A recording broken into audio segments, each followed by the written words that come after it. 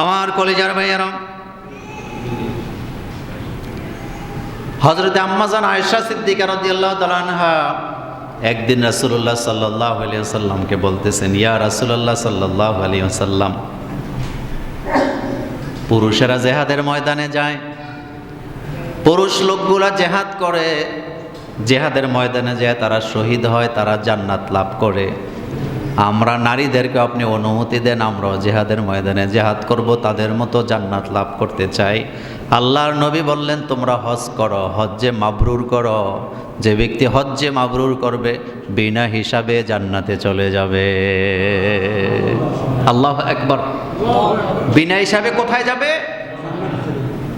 হজ্জে মাবরুর ওই হজকে বলা হয় যেই হজ এর নিয়তের মধ্যে কোনো গাফলা ছিল না, একমাত্র